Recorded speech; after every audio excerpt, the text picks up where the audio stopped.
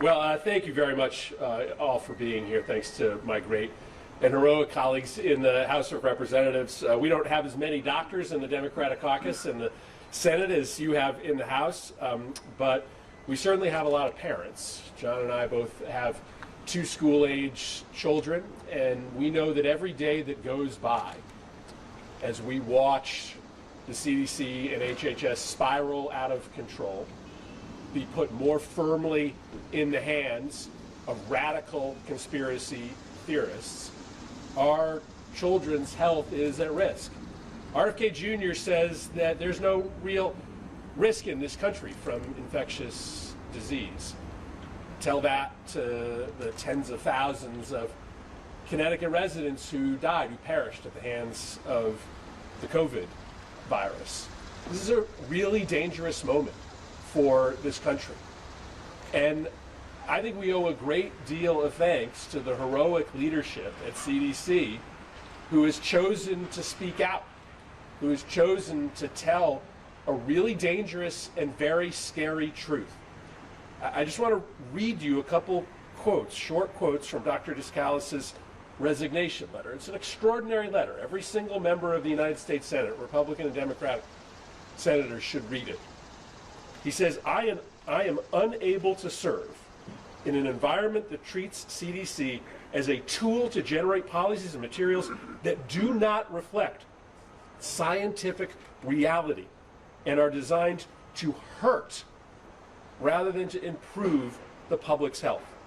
Having worked in local and national public health for years, I have never experienced such radical non-transparency, nor have I ever seen such unskilled manipulation of data to achieve a political end rather than the good of the American people. Those are extraordinary statements, but it tells you what is happening at CDC today. The radical political judgment of RFK Jr.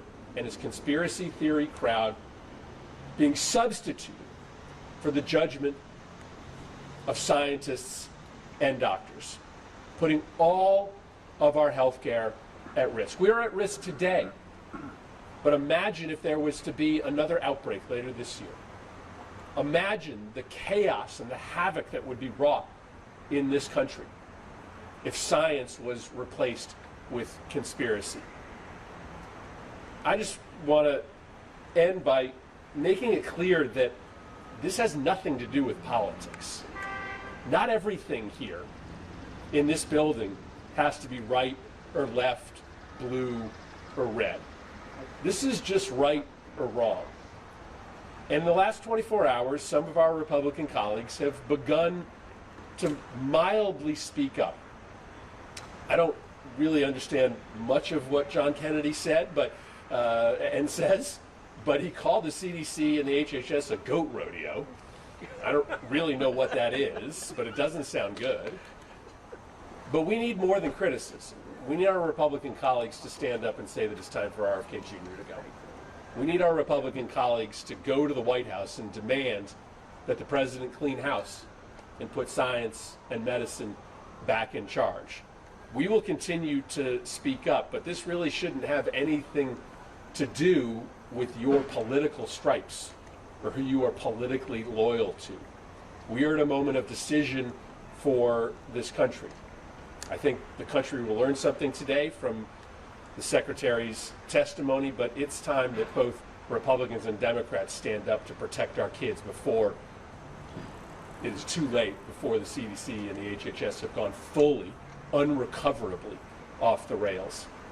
With that, let me